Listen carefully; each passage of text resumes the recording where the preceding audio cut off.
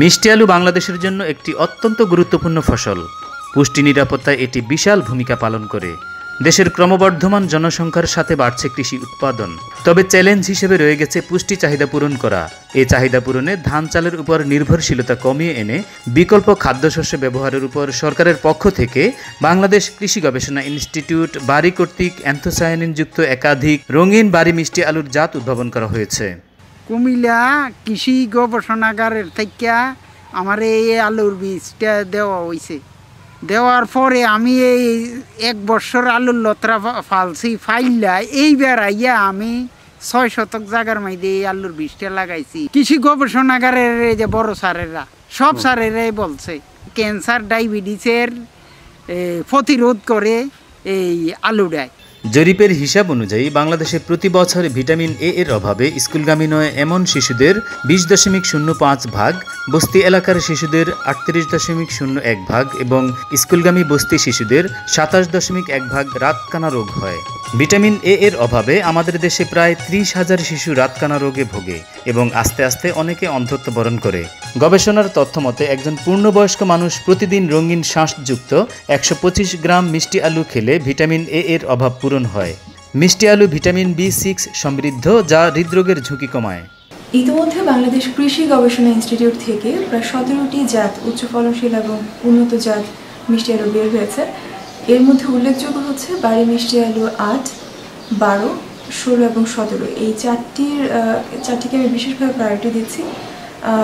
কারণ হলো বাড়ি মিষ্টি আলু 8 এটি দেশি আলুর যে একটা ফ্লেভার কৃষকরা পছন্দ করেন, সেই ফ্লেভারটা কৃষকরা এই আলুতে আমাদের জাতের মধ্যে পাবেন। সেই সাথে এটি উচ্চ ফলনশীল এবং বিটা ক্যারোটিন রিচ।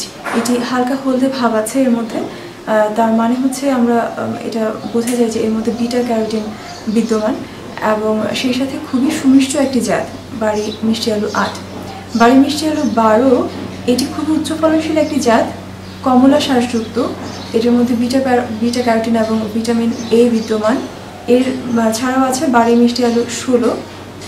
এটিও কমলা রঙের একটি মিষ্টি আলু, প্রায় 11 milligram per 100 gram of flash এখানে বিদ্যমান বিটা ক্যারোটিন। সেই সাথে এটি ড্রাই ম্যাটার প্রায় 27 থেকে 28%। তো এটাকে বলবো আমরা যথেষ্ট ভালো এবং সেই সাথে এটা খুব হার্ড একটা টেক্সচার দিয়ে থাকে।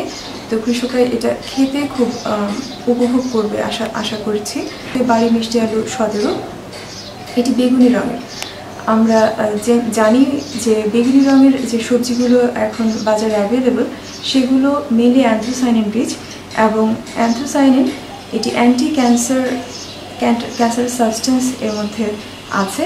তো ক্যান্সার প্রতিরোধী যে গুণাগুণ এটিতে বিদ্যমান আছে। তো এই 4টি জাত বিশেষ করে আমরা প্রমোট করছি কৃষক লেভেলে, কৃষক পর্যায়ে যেন বেশি করে চাষাবাদ করা হয়। মিষ্টি আলু লো গ্লাইসেমিক ইন্ডেক্স সমৃদ্ধ ফসল, তাই এটি ডায়াবেটিক রোগীদের জন্য নিরাপদ। তাছাড়া বেগুনি রঙের মিষ্টি আলু অ্যান্থোসায়ানিনের উৎস, যা মানবদেহকে ফ্রি রেডিকেল থেকে রক্ষা করে এবং ক্যান্সারের ঝুঁকি কমায়। অ্যান্থোসায়ানিন রক্তের কোলেস্টেরল মাত্রা কমায় এবং রক্তনালীর নমনীয়তা নিয়ন্ত্রণ করে। অ্যান্থোসায়ানিন পানিতে দ্রবণীয় একটি পদার্থ, যা চোখের রক্ত পরিবহন বাড়ায় এবং নার্ভ সিস্টেমকে শক্তিশালী করে। রঙিন শাঁসযুক্ত মিষ্টি আলু থেকে উন্নত মানের চিপস, ফ্রেঞ্চ ফ্রাই, পেঁয়াজু, পরোটা, রসগোল্লা, ক্ষীর, খোরমা, চাটনি, নকশি পিঠা, আটা এবং আটা থেকে পাউরুটি, বিস্কিট, কেক, চানাচুর, পিঠাপুলি সহ বিভিন্ন কনফেকশনারি দ্রব্যাদি ও অন্যান্য খাদ্য সামগ্রী প্রস্তুত করা সম্ভব। মিষ্টি আলু একটি পুষ্টি সমৃদ্ধ ফসল। বাংলাদেশ কৃষি গবেষণা ইনস্টিটিউট এ পর্যন্ত 17টি উচ্চ ফলনশীল ও বিভিন্ন পুষ্টিগুণ সমৃদ্ধ মিষ্টি আলু জাত উদ্ভাবন করেছে। আঞ্চলিক কৃষি গবেষণা কেন্দ্র কুমিল্লা কর্তৃক বৃহত্তর কুমিল্লা অঞ্চলে এই উদ্ভাবিত নতুন জাতগুলো বিস্তারের লক্ষ্যে কৃষক পর্যায়ে মিষ্টি আলুর লতা সরবরাহ করা হচ্ছে।